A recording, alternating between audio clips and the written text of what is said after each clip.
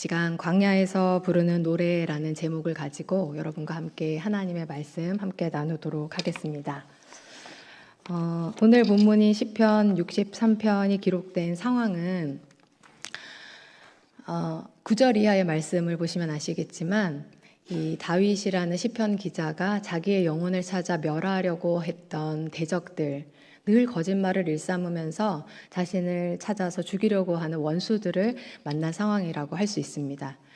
그런데 다윗이 엄청난 죄를 지어서 하나님 앞에 대단한 죄가가 있어서 이러한 일을 만난 것일까요? 다른 사람들보다 훨씬 더 흉악한 그런 범죄나 허물이 있어서 그가 생명을 위협받는 그러한 고난을 만난 게 아닙니다. 오늘 본문 8절을 보시면 아시겠지만 그의 영혼은 다른 어떠한 사람들보다 주님과 가까이 있었던 사람, 항상 주님의 오른손을 꽉 붙잡고 주님과 동행하며 인생의 길을 걸었던 사람입니다.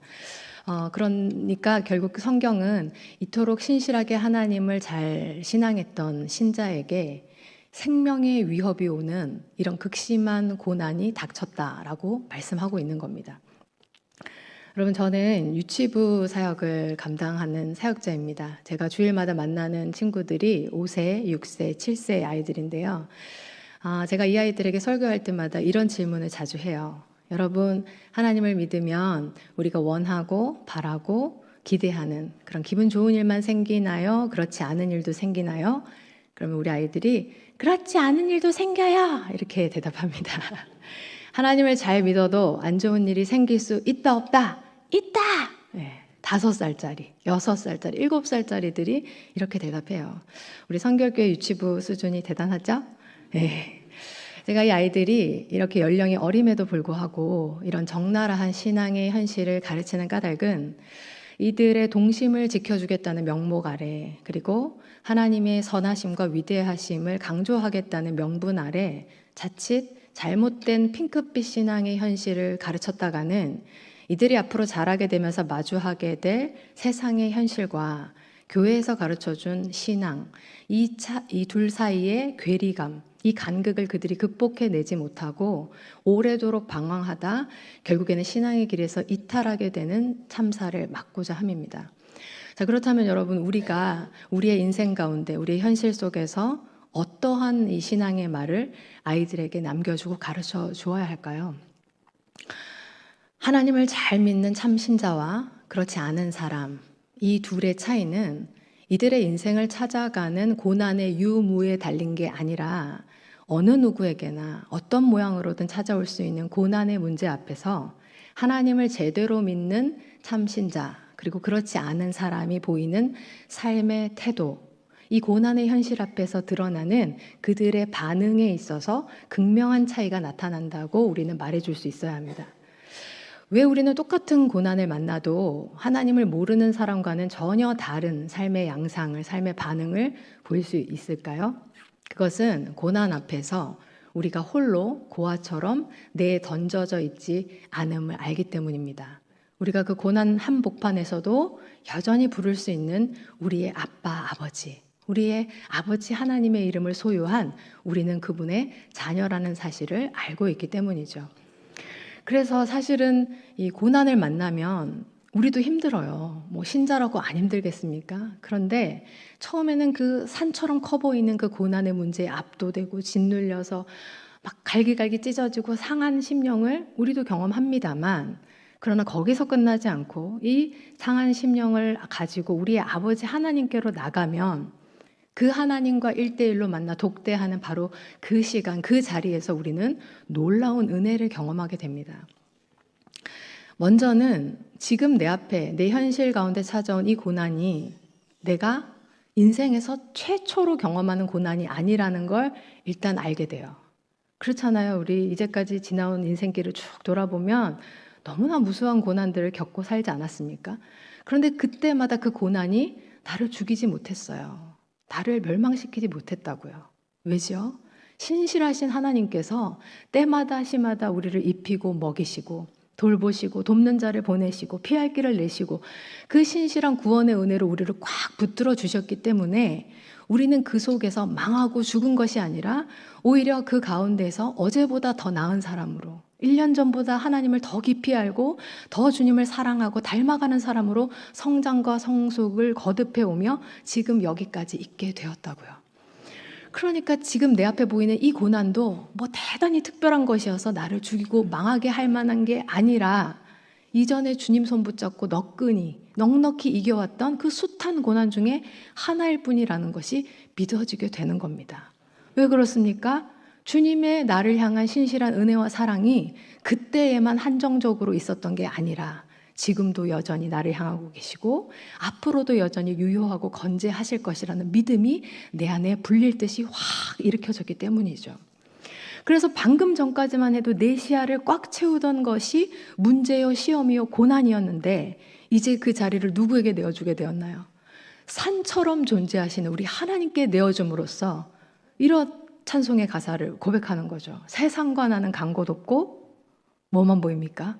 구속한 주만 보이도다. 온 세상 만물 창조주이신 하나님, 인간의 생사화복을 주관하시는 섭리주, 우리 모든 인생의 문제들의 완벽한 해답을 가지고 계시는 그 하나님 아버지께서 내 앞에 와 계신다.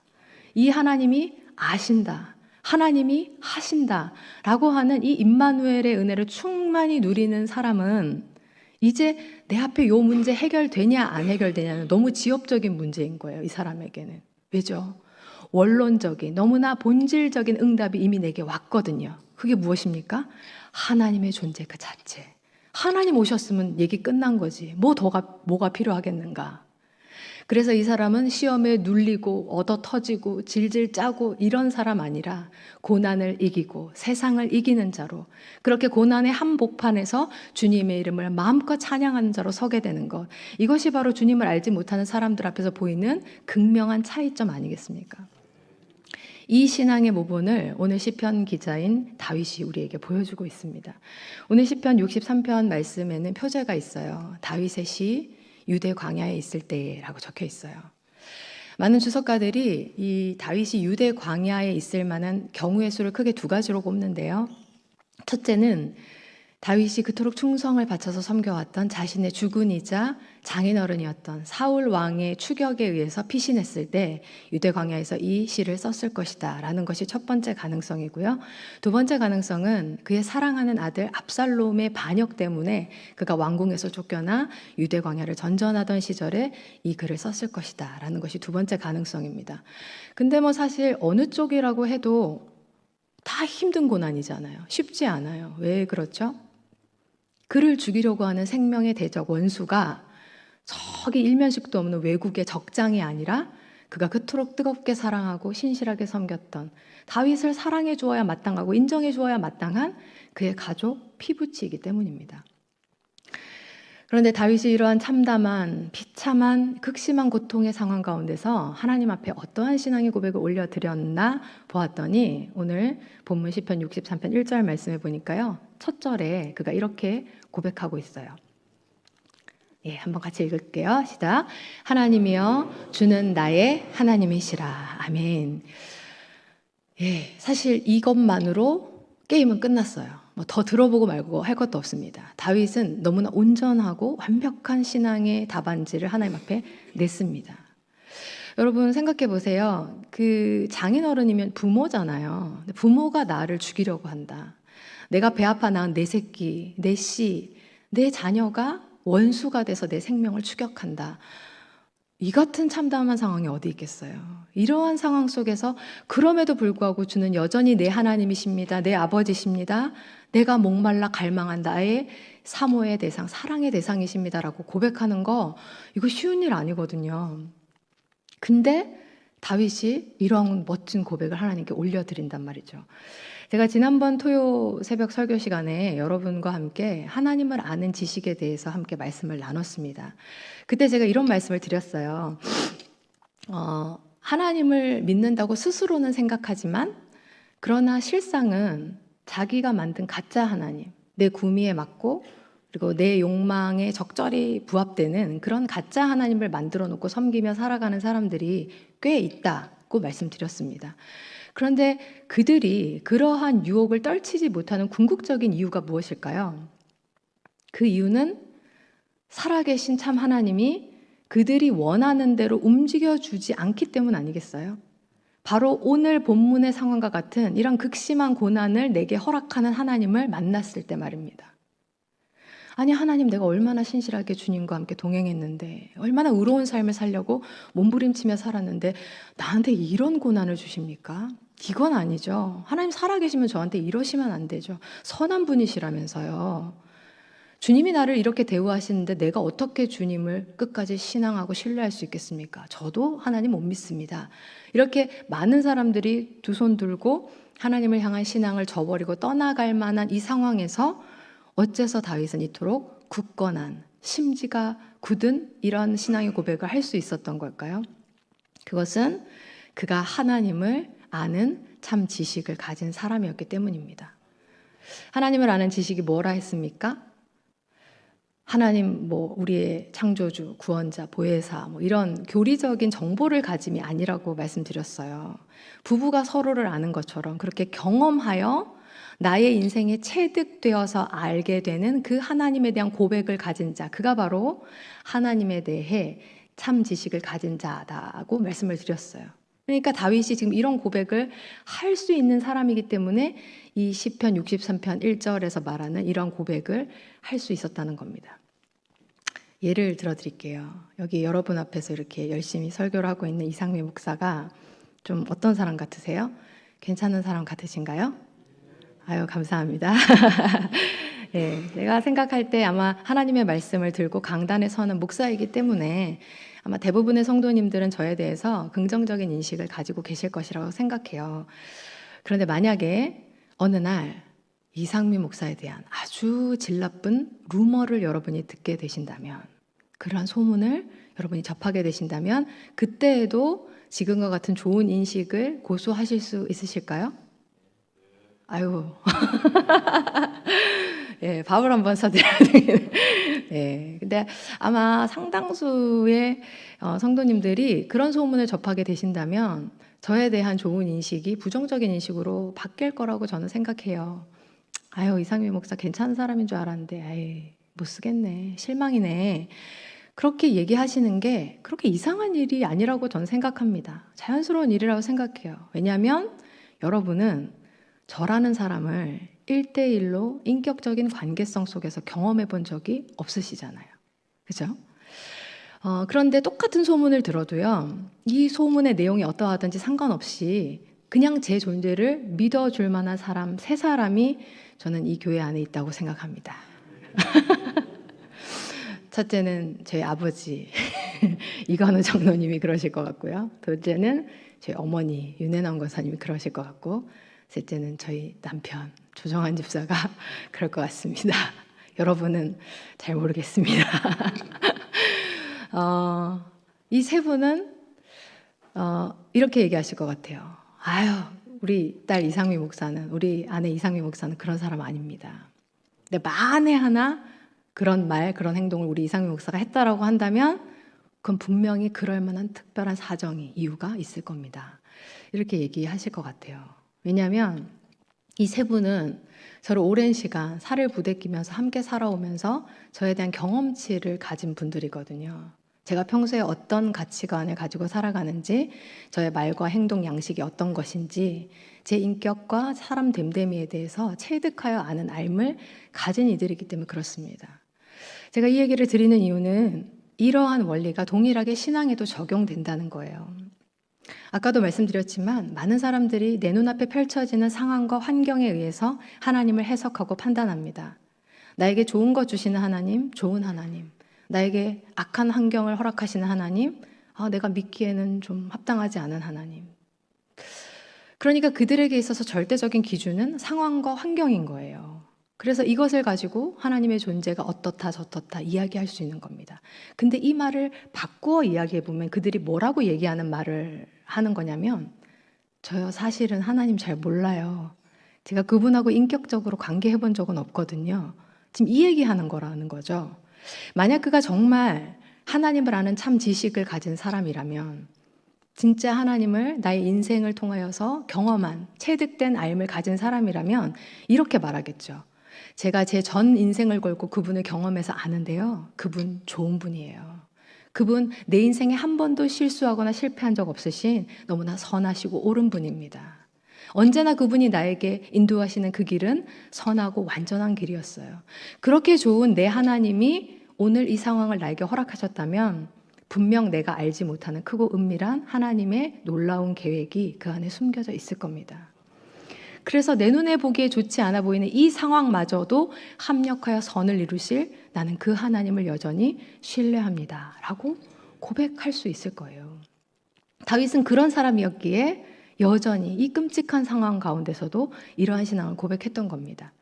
그런데 여러분 그거 아세요? 다윗이 이 신앙의 고백을 올려드렸는데 이 신앙의 고백이 광야에서 출발된 고백은 아니었어요. 2절 말씀을 보시면 아시겠지만 다윗이 평안한 때에 궁에 있을 때 성소를 마음껏 드나들며 하나님을 예배할 수 있었던 그 예배의 자리에서 이미 그는 하나님을 향하여서 이 고백을 했었습니다. 그런데 그때 했던 고백이 지금 어디까지 이어지고 있나요? 이 유대 광야에 던져진 이 고난의 자리에서 여전히 신실하게 이어지고 있다는 것이죠. 그러니까 여러분 이렇게 생각하시면 돼요. 여러분이 인생의 평안한 날, 별 문제 없고 안정된 날, 그리고 특별히 이렇게 새벽 기도나 뭐 주일 예배나 수요 기도회나 이런 예배의 전에서 하나님을 마음껏 예배하면서 설교자의 말씀에 아멘하고 또 결단의 기도를 드리고 찬송으로 주님께 올려드리는 그 모든 신앙의 고백이 어디에서 진짜 실력이 드러나느냐? 이 예배당 안에서가 아니고 여러분의 삶의 자리, 특별히 다윗이 유대 광야를 만난 것 같은 그런 인생의 처절한 고난의 자리에서 여러분의 실력으로 증명된다는 겁니다. 학생들이요. 수업을 받을 때 다 앞을 보고 있잖아요. 선생님 말에 집중하고 그 말을 이해하고 잘 따라가서 자기 실력으로 갖는 것 같지만 실상 100%는 아니에요. 어떤 애는 앞을 보면서 멍하니 딴 생각하고 있는 애도 있을 거고 또 어떤 학생은 한 중반까지는 선생님 말씀 잘 따라가는 듯 했다가 또 어느 시점에서 이렇게 놓치고 헤매고 있는 아이도 있을 거고 그런데 또 어떤 학생은 끝까지 집중하면서 선생님의 말씀을 이해하고 그 원리를 이렇게 파악해 가면서 공식을 외워가며 자기의 실력으로 삼는 아이도 있을 거란 말이죠. 그런데 이렇게 천차만별로 차이가 나는 이들의 이 실력이 어디서 드러나냐? 수업 시간에는 몰라요. 근데 뭐 해보면 알죠? 시험 쳐보면 알죠. 사실 시험은 다 싫어해요. 시험 좋아하는 사람이 어디 있겠습니까? 공부 잘하는 애들도 시험은 싫어요. 부담스러워요. 그러나 반드시 시험이라는 관문이 우리 인생에 있어야 하는 이유는 선생님뿐 아니라 학생 자신도 그 시험을 통해서만이 자기의 실력을 확인할 수 있기 때문입니다. 이 문제를 풀면서 이미 알아요. 이거 그때 선생님 가르쳐 줬는데 이거 어떻게 푸는 거였더라? 끝까지 답안을 못 적어내는 그런 아이도 있을 거고요. 또 어떤 사람은 그때 선생님이 가르쳐 주신 대로 이 원리를 적용해서 이 공식에 대입하면 그렇지 이렇게 답이 풀리지 라고 하는 것을 경험하는 나 다른 파트에서는 몰라도 이 파트만큼은 내가 확실히 이해했어 라고 자기의 실력을 확인하는 학생도 있을 겁니다.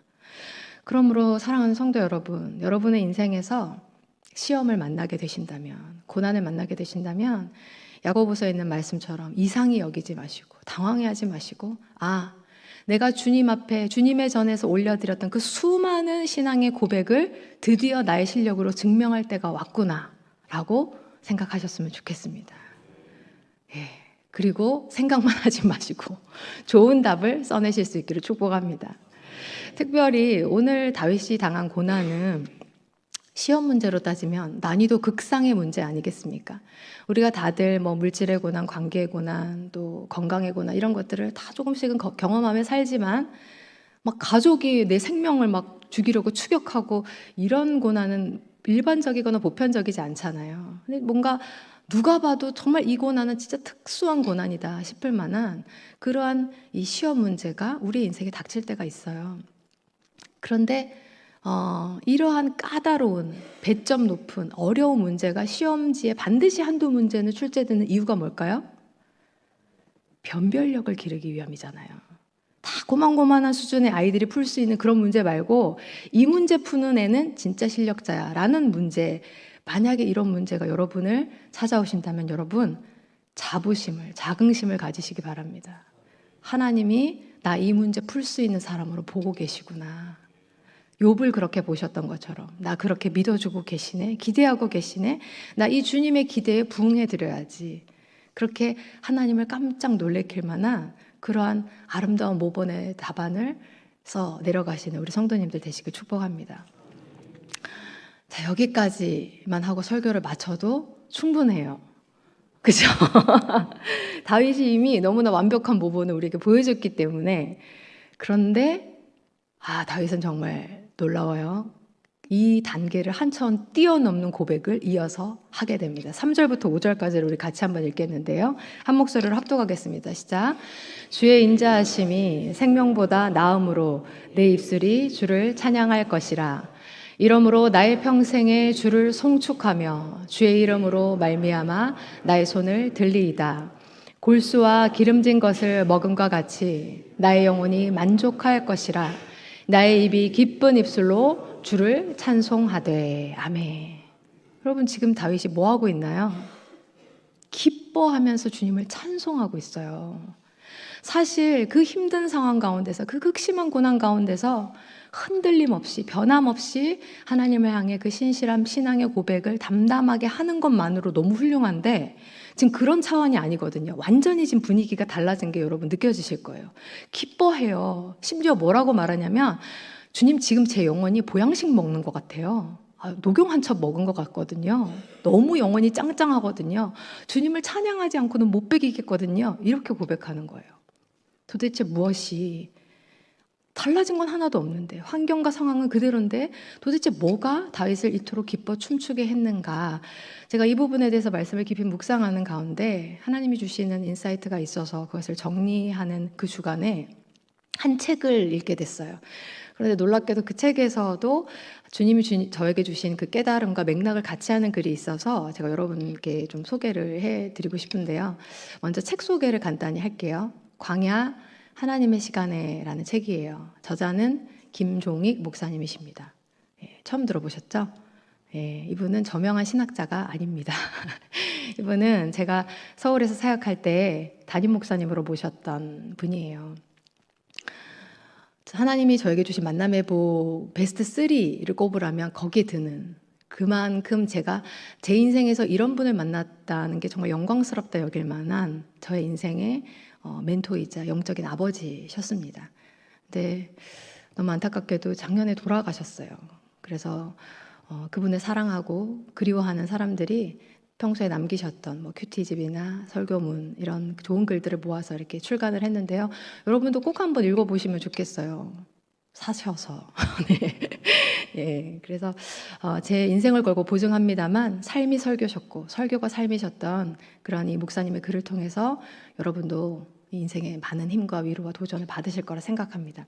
본론으로 돌아가 보면 여기에 적힌 글 속에서 다윗이 어째서 그렇게 기쁨으로 하나님 앞에 반응할 수 있었는가, 그것을 좀 유추할 수 있는 그런 글이 있어 여러분과 함께 나누려고 하는데요. 제가 읽어드릴게요.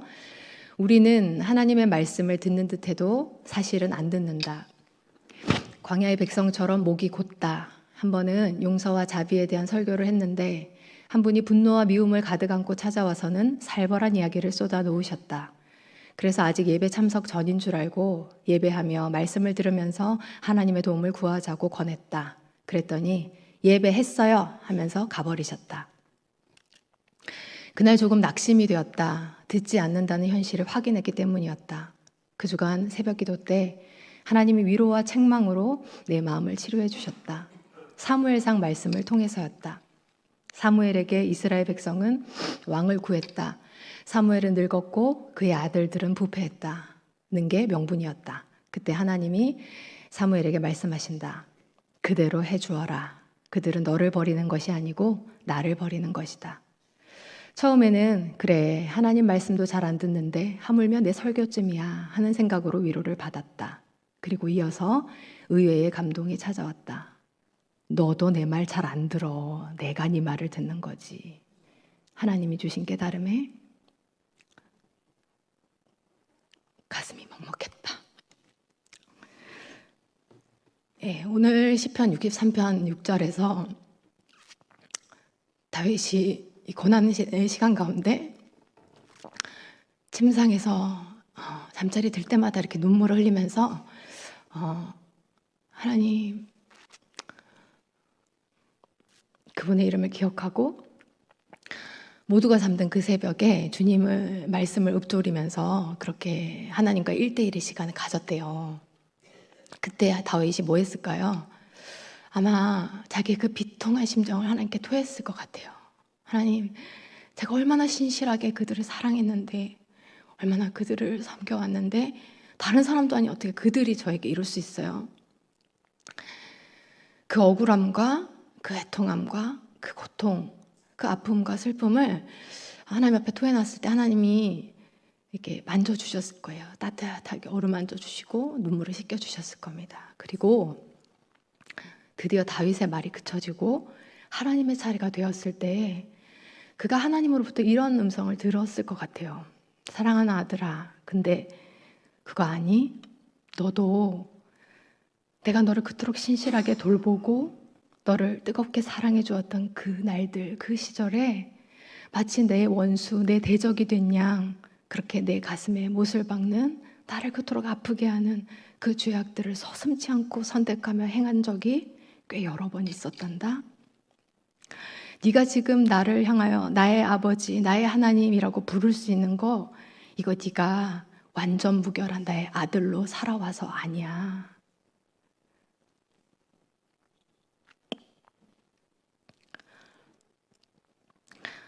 때로는 페류나처럼 그렇게 네가 패역을 저지르던 그때에도 여전히 너의 아버지, 너의 하나님이라는 이 칭호를 포기할 수 없었던, 널 향한 절절한 내 사랑을 버릴 수 없었던 너를 향한 나의 인애 때문이란다. 하나님의 이 음성을 들었을 때 다윗은 영의 눈이 개안되는 것 같았을 것 같아요. 그 영안이 확 새롭게 열렸을 것 같아요. 지금까지는 그의 눈이 뭘 보고 있었죠? 나를 죽이려는 대적들, 원수들, 어떻게 그럴 수가 있어? 그들로 인해서 피폐해진, 상해진 내 심령, 내 처지, 여기에만 그가 확 사로잡혀 있었는데 이제 하나님의 그 음성 앞에서 새로운 현실이 보이는 거예요. 나는 내가 가장 비참하고 억울하고 가련한 영혼인 줄 알았는데 아니었네. 내가 그토록 하나님 앞에 뜨겁게 당신을 사랑한다고, 주님을 신뢰한다고, 나는 아버지 아들이라고 외치면서 살아온 수많은 인생의 날들 속에 얼마나 많이 아버지 가슴에 비수를 꽂는 죄악들을 범하며 살았던가. 그런데 그럼에도 불구하고 나를 잃을 수 없어서, 나와 아버지의 그 부자 관계를 놓칠 수 없어서 그분이 감당하겠다고 결정하신 그 눈물, 그 고통에 비하면 난 운 것도 아니지, 나는 아픈 것도 아니지. 그 수많은 나의 허물과 죄가를 가리기 위하여 폭포수처럼 쏟아 부어주셨던 그분의 인자와 자비, 긍휼히 여기심, 헤세드의 그 사랑, 그것이 오늘날까지 나를 하나님 아버지의 아들로 살게 한 것이구나. 이 놀라운 은혜가 깨달아지면서 그가 감격 속에서 고백하는 겁니다. 주님, 주님의 인자하심이 내 생명보다 낫습니다. 내 평생에 주님께 할 말은 주님을 찬양하고 송축할 말뿐입니다. 주님, 제가 이제 영의 눈을 떠서 보니까요, 제가 지금 처한 삶의 정황, 이 자리는 사람에게 배신당하고 생명을 위협당하는 그런 고난의 자리가 아니라 그 어떤 때보다 하나님 나를 얼마나 뜨겁게 사랑하고 계시는지 내 온몸 세포 하나하나로 느끼는 은혜의 장, 은혜의 자리입니다. 내 영혼이 양약을 먹는 것 같습니다. 주님, 내가 기뻐 뛰며 주님을 찬양하지 않을 수 없습니다 라고 고백하는 거예요. 지금 다윗 앞에 펼쳐진 이 유대의 광야는 그래서 그냥 광야가 아닌 겁니다. 그 자리는 자식을 돕기 위해서라면, 자식을 구원해내기 위해서라면 어떠한 일도 서슴지 않고 그 길을 반드시 내고야 마시는 우리의 구원자 하나님 아버지의 날개 그늘 밑, 바로 죄인인 나를 구원하시고 하나님 아버지의 자녀로서 끝까지 붙들어내시는 내 하나님 계신 이곳 하늘나라입니다 라고 고백하는 것이죠. 높은 산이 거친 들이 조막이나 궁궐이나 내 주 예수 모신 곳이 그 어디나 하늘나라. 우리 더 크게 찬양할까요? 할렐루야 찬양하세 내 모든 죄 사랑받고 주 예수 동행하니 그 어디나 하늘나라. 아멘. 사랑하는 성도 여러분, 인생의 광야를 만나셨습니까? 인생의 가장 어두운 고난의 터널을 지나고 계신가요? 하나님께서 여러분을 기대하고 계십니다. 여러분을 믿어주고 계십니다. 신실한 주님의 손 붙잡고 백부장이 예수님을 깜짝 놀라게 감동시켰던 것처럼 그런 놀라운 신앙의 고백으로 하나님께 감동을 선사하시는 여러분들 되시길 축복합니다. 그리고 이 차원을 넘어서서 정말 나의 고난, 아니 나의 전 인생, 전 존재를 덮고도 남는 주님의 인자와 자비, 긍휼하심, 주님의 사랑과 그 은혜에 완전히 전복되고 장악되어서 주님, 내가 광야 한복판에서 그 어떤 때보다 주님을 뜨겁게 만났습니다. 깊이 경험했습니다. 주님과 완전한 하나를 이루게 되었습니다. 이 놀라운 은혜로 인하여 내가 기뻐 뛰며 주님을 찬양합니다 라는 이 진실한 찬양의 고백이 여러분의 삶에 충만히 넘쳐나기를 주의 이름으로 간절히 축원합니다.